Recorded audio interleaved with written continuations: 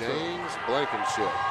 So here you get a couple of more experienced fighters with James Blankenship and George White, both coming in at 205 pounds. Blankenship be fighting out of the red corner, is undefeated at 5-0 on his career. George White, very impressive as well at 3-1, fighting out of the blue corner. So looking at a couple of experienced and successful fighters starting their career here. Yeah, looking to be a great matchup here. I got a good feeling about this match. They both seem like they're experienced. They've shared ring time before, or perhaps not shared ring time, but they've had ring time. So we're going to see some big boys. I mean, when you get over north of 200 pounds, that's it's a different type of fight. Like I said, punches come a little bit harder. Yes. Connect a lot tougher as well. Yes, and you see a lot of the tough man fights. The heavyweight championships tend to be low 200 pounds. You'll have 300 pounders in those things, but you know, statistically, the low 200 pounders have the best combination of, you know, speed and power, and therefore end up getting a lot of the championships. They announce the undefeated record of Blankenship coming into this match and gets a big ovation. It appears to be a crowd favorite, maybe a hometown boy as well. He looks determined. Here we go for round one. It's White coming out, another southpaw it appears. Landing a couple of jabs early on. White holding down the center of the ring, throwing his jab, keeping his hands up. Here comes Blankenship. Oh, there's a nice left snuck in by Blankenship, but White going on the offensive now. You can see Blankenship, good movement. Yeah, he does have good movement. And again, you hear a lot of people talk about ring positioning as well, and how important it is. Blankenship was not allowing himself to get caught in any corner like we've seen some of the other boxers. There's a nice right that he sneaks in. White's got a little heavier or a little faster pace right now. He snaps his jab out a ton. He does a good job keeping his hands up. He's moving his head a lot, and he's the aggressor so far. There's a nice couple of body blows there from White. He walks Blankenship over to the far corner and starts to unload once again on the body. Blankenship looks like he's trying to figure out how he's going to do this. There's a few hard punches. White answers it with a smile. Now White comes back with a nice little uppercut. Now Blankenship able to find the left side of his face again. Catches him with another left hand. There's one to the body. Again, good combos for Blankenship. Catches him with a right hand that time.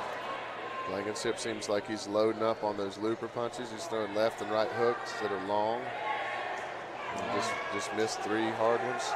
And White is a little choppier, coming in with straighter punches. We'll see which one comes out ahead on the cards. And White continues to go at the body right now. Trying to do some damage. There's a nice little pop of the left hand, another one. And he answered one. Nice jabs from each of them, and a hard right hand thrown and landed from Blankenship. White shakes it off. I like the reaction from White there. Yeah. How would you like hitting somebody and them just shaking their head, saying, nah. And you can see both sides there at the end of the round. A little bit of a harder tap after that round than we've seen so far. And really close round, too. It was a close round. I agree. That was a very good, technically fought round. White threw a lot more punches.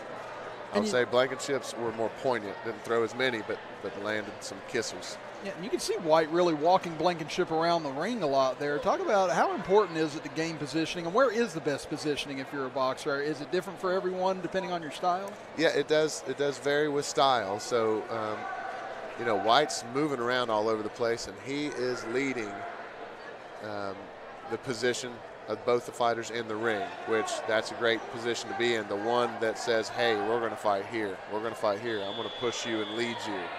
And then sometimes it's best to own the center of the ring. It depends on the situation. But right now, as far as ring positioning, I'd give it to White. Now they come out for round 2 and coming out a lot stronger on both sides as they go after each other. A couple of lefts and rights on both sides. It's Blankenship trying to get that left hand working. White struggling to find his range. Now there's a hard right from Blankenship.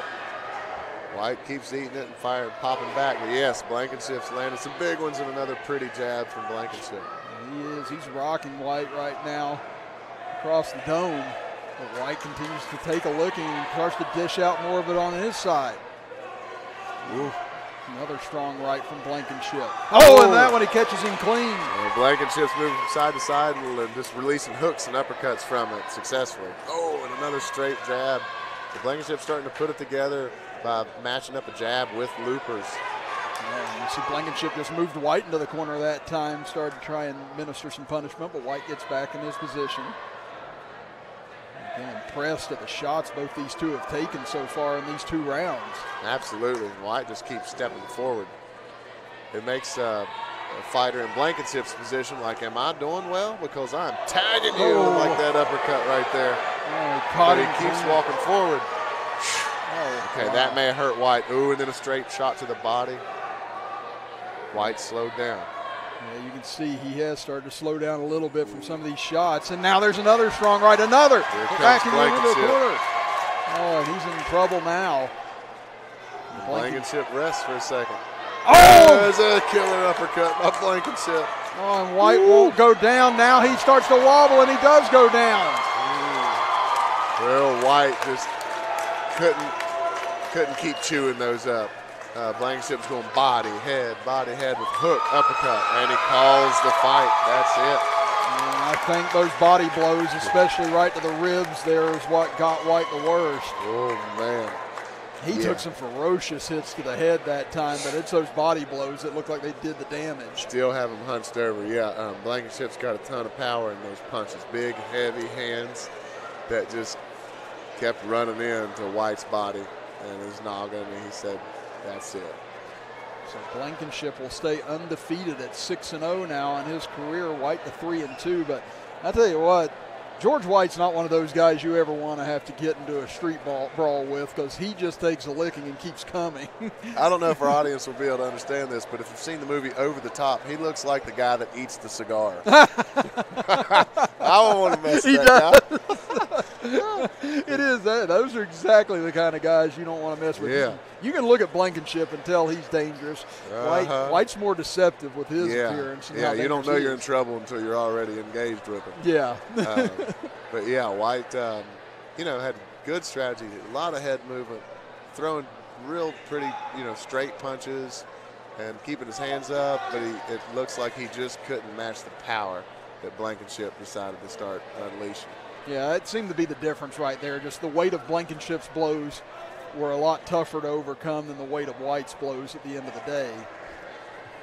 And once he was starting to be able to connect both in the head and in the body with them, it's just going to take it out of any fighter or how tough you are at that point. Yeah, that was an exciting fight. If I could see if that fight would have went the distance, it could easily have been the fight of the night.